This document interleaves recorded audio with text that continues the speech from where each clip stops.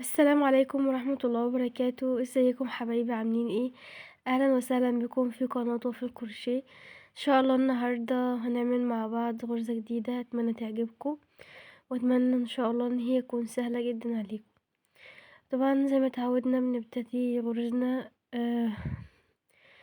بعدد زوجي او بعدد فردي. هنعمل النهاردة العينة معاكم عبارة عن 13 سلسلة، واول صف هيبقى عبارة عن غرزة حشو. تمام.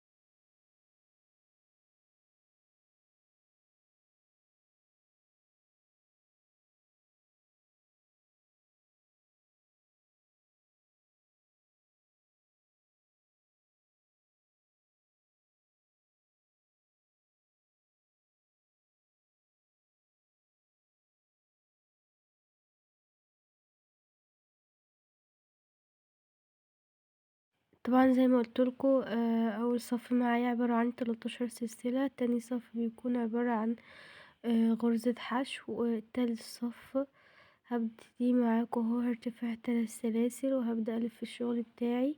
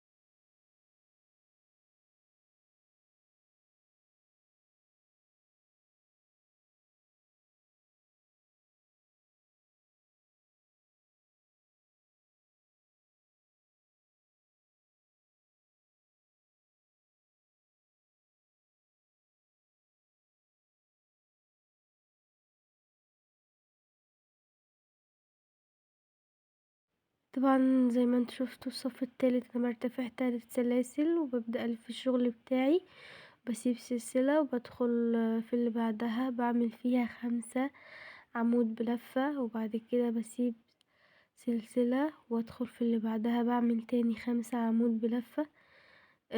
الصف لازم أنهيه بعمود زي ما بدأته، ودي قاعدة لازم تكون معانا، بدأت ب2 لازم أنهي ب2، بدأت بعمود لازم أنهيه بعمود، تمام.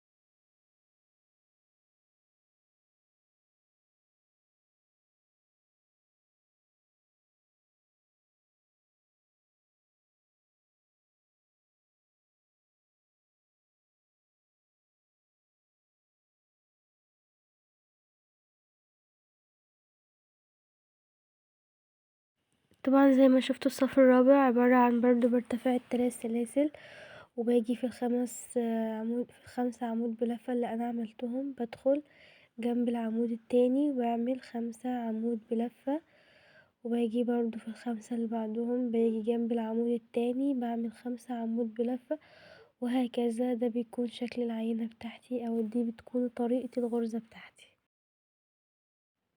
أنا خلاص وصلنا لنهاية العينة، أتمنى فعلا إن الفيديو يكون عجبكم ويكون سهل وتكونوا استفدتوا وتكونوا اتفرجتوا على الفيديو لحد الآخر. متنسوش تشتركوا في القناة وتفعلوا الجرس عشان يوصلكوا كل جديد.